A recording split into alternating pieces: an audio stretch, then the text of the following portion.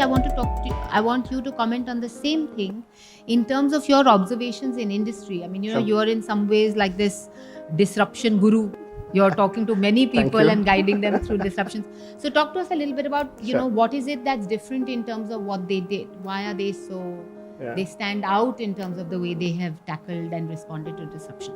I think the role of a CFO, rather, and you know it more than many of us, how it has changed, evolved over the years. I think last particularly few years, it has been absolutely a dramatic shift in terms of looking at what it used to be more like a controller to a co-pilot to the business and the CEO. Actually use the word co-pilot. Yeah.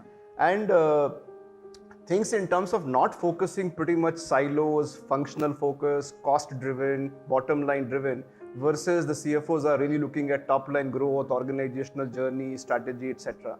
I think the few areas which very clearly comes in our mind, I think Rohit also covered few, which we see across the CFOs as we interact with them. One is there's a lot of, given thanks to disruption, there's an enhancing resilience which is very much there. And I think now the expectation is to even move towards anti-fragility. In fact, I know the CFO Collective had a event in Goa all about resilience to anti-fragility, and we talked a lot about that. I think that is something which is one thing which we are finding a lot happening. The second one is actually, Rohit talked about CFOs as a business leader. I will say now the CFOs are digital leaders. And we are seeing progressive CFOs really taking the charge of digital disruptions, bringing automations, onboarding some right technology, etc., and challenging that status quo very clearly. The second one, I will say. The third one, which we are finding a lot of CFOs looking at, is leveraging the ecosystem partners.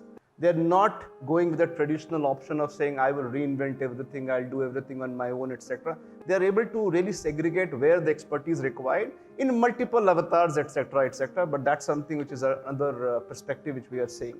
The fourth one I will say is the CFOs are now becoming also role models to transform support function to a strategic function through shared services. So just not looking at the transactions and so on and so forth. Really moving the support function, and not just only when I say support, not only finance as a function, but other support functions also, they take a lead to drive that change to a strategic function. And the last point I will say on the CFO perspective is the whole idea of embracing artificial intelligence for cognitive insights and analytics. And artificial intelligence is just not about some tableaus and data insights and so on and so forth. It is literally looking at artificial intelligence with multiple subcontinents under that.